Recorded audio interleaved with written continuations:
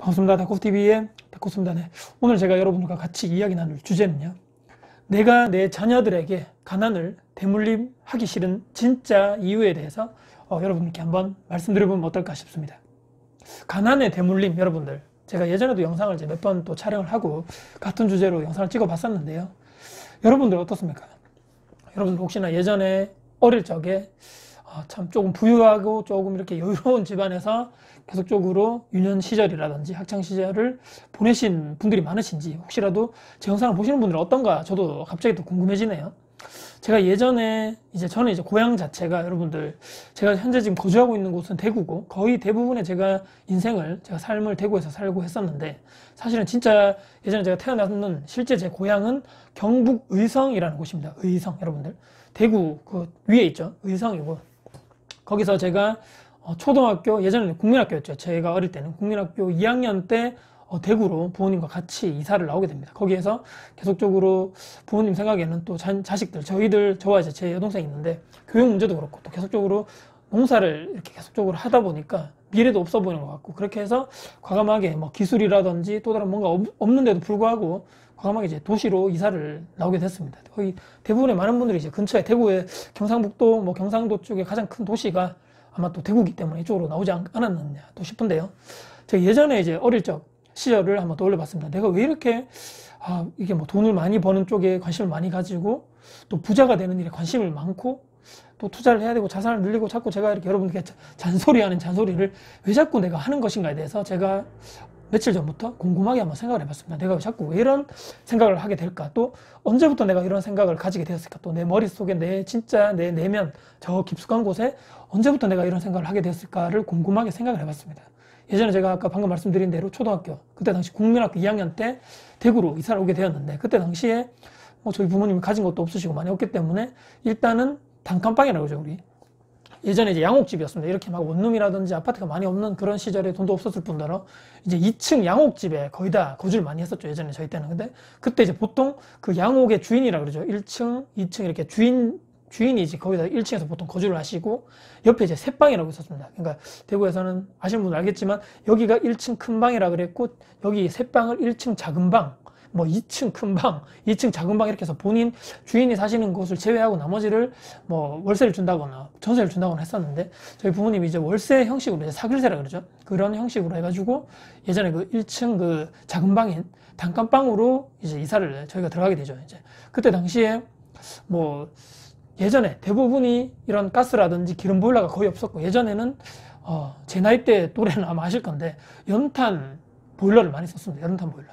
연탄이 보통 하루에 2장 정도 들어가잖아요. 그래서 아침에 갈던지 자기 전에 이렇게 새 거로 갈던지 해가지고 그렇게 하는 연탄 보일러 많이 썼었는데, 예전에 여러분들 그런 뉴스 많이 들어보셨을 거예요. 아마 젊으신 분들 잘 모르실 건데, 연탄 가스 중독 이렇게 해가지고 또 많은 분들이 인명의 사고를 당하고 또 문제가 생기고, 이런 일들이 비일비재하게 예전에 그런 일이 많이 일어났었는데, 그 TV에서만 일어났을 것 같은 그런 문제가, 그런 연탄가스 누출 사고가 제가 어릴 때 그때 일어났던 거죠. 제 말씀드린 그 단칸방에서 밤에 이렇게 자고 있는데, 제가 아직까지도 그런 기억이 생생하단 말이죠. 그때 막 콜록콜록 대면서 제가 막 깼습니다. 그때 초등학교 2학년 때 3학년 때 그때였습니다. 그때 막 일어나 보니까 희뿌연 연기가 방 안으로 스며들어서 희뿌옇게 막 온 방 안이 연탄가스가 막 누출되는 그런 사고가 일어났다는 거죠. 그때 당시에. 그래가지고 저희 어머니가 급하게 저희를 깨우고 막 이런 상황이었는데, 저희 아버지가 저 안쪽에서 거의 그 보일러 쪽에 가까운 쪽이죠. 그쪽에서 주무시고 계시다가 아버지가 일어나시지 못하시는 거죠. 그래서 저희 어머니가 일어나야 된다, 빨리 막 때리고, 막 돌을 막 뺨을 때려야 되겠죠. 정신 차려야 되니까 막 때리고, 아버지가 일어났다가 저희를 안고 나가시려 하는데, 아직까지 기억나는 게 쿵거리면서 아버지가 팍 쓰러지는, 왜냐면 그 누출 때문에 정신이 혼미해지신 거죠. 그래서 그때 당시에 갑자기 그때 나오지 못하고, 그때 당시 어머니가 기지를 빨리 어디서 보셨는지 그 냉장고에서 김치 있잖아요, 여러분. 김치 그 국물을, 저희 아버지 쓰러진 아버지를 붙잡고 국물을 막 드시게 하시는 거예요. 그 모습이 제가 아직까지 기억이 나는데, 그래서 그 김치 국물이, 참 김치가 참 대단한 역할을 했습니다. 김치 국물 드시고 저희 아버지가 잠깐 정신을 차리셔가지고 막 그 집에서 저희를 데리고 밖으로 빠져나왔죠. 그래서 그때 경찰도 오고 주인분도 그때 새벽에 깨워가지고 지금 여기 누출 사고가 났습니다 해가지고 막 이렇게 됐는데, 결론은 제가 왜 말씀드리냐면, 그때 당시에 누출 사고 일어나서 주인분이 나중에 보고 그쪽에 막 이렇게 누출되는 그런 부위가 있었겠죠. 뭔가 이렇게 제대로 뭐 시멘트라든지 제대로 뭐 그게 잘 안 되기 때문에 거기서 나왔을 건데, 그냥 뭐 이렇게 뭐 하고 대충 이렇게 뭐 업자분들 불러가지고 거기 좀 메꾸고 나서 그 일이 뭐 그냥 유야무야 없어져 있었는지 없었는지 하면서 그냥 며칠 사이에 그냥 쓱 지나가더란 말이죠. 그래서 그때 당시에 저희 어머니와 저희 아버지 또 저희 막 같은 얘기를 하면서 저희 부모님이 막 그런 얘기를 하는 거 제가 얼핏 기억이 나는데, 와, 이렇게 새빵살이 하는 게 이렇게 힘들구나.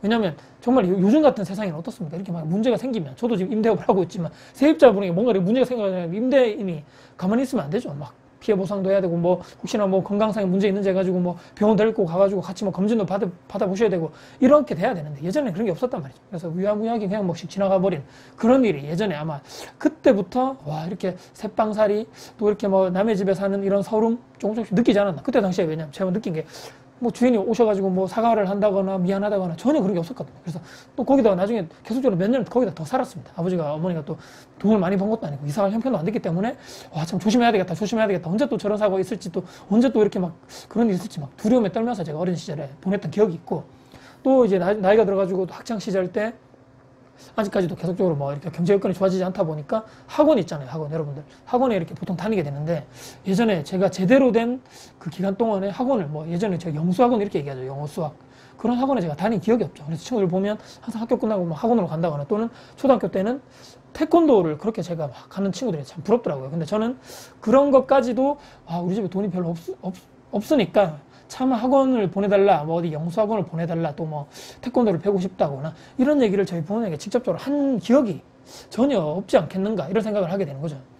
그래도 다행히도 크게 뭐 사교육을 제가 받지 않고, 다행히 예전에도 한번 영상에서 잠깐 언급드렸지만 수능을, 그때 제가 00년도 학번이니까 제가 그때 당시에 347점을 400점 만점에, 그래도 제 머리, 제 능력의 한계상으로는 가장 그냥 높은 점수를 받았지 않는가, 제 능력상으로. 그렇게 생각해서 참 다행이다 이런 생각하는데, 또 이런 것도 했었고, 또 학창 시절을 생각해보면 예전에 저희 또 고등학교 때는 제 야자를 했기 때문에 이제 뭐 점심 도시락도 필요하고 저녁도 도시락이 필요했단 말이죠. 근데 이제 예전에 저희 학교 고등학교 1학년, 2학년 올라가면서 그때 급식의 문화가 갑자기 막 들어오면서, 업체 시키면 돈을 주고 시키면 이렇게 뭐 나무 상자 이렇게 해가지고 거기다가 급식이 이렇게 탁탁 배달돼서 애들이 같이 먹는 그런 그런 시절이 있었단 거죠. 근데 이제 그때도 급식비가 너무 비싸기 때문에 차마 제가 부모님한테 말은 못하고, 아, 급식 뭐, 제가 이런 핑계를 댔던 게 기억납니다. 급식 보니까, 친구들 먹는 거 보니까, 아, 뭐 비싸기만 하고 별로 뭐 양도 별로고 뭐 맛있는 것도 안 나오더라. 그냥 나는 엄마가 싸주는 거 밥이 좋아. 물론 엄마는 별로 좋아하지는 않았겠지만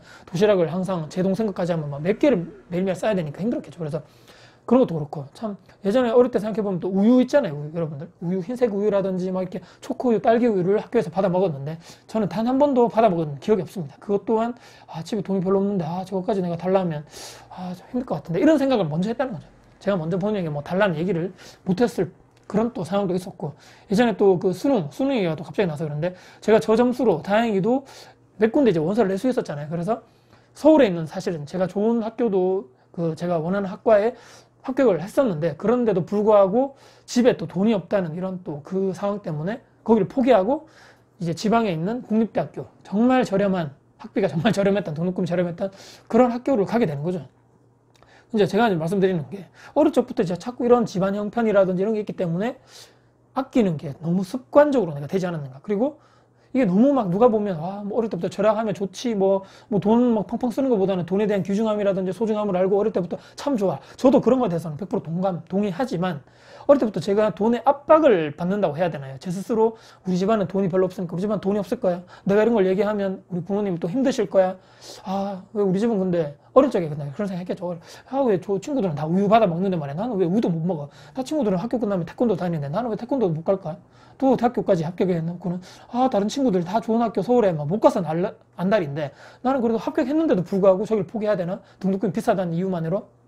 아, 우리 집은 왜 이렇게 안 되는 거야? 왜 이렇게 안 되는 거야? 라는 그런 어릴 때부터 이런 생각이라든지 이런 것, 이 제 내면에 차곡차곡 제가 나이가 1살, 2살 먹어가면서 계속적으로 쌓인 것이 아닌가.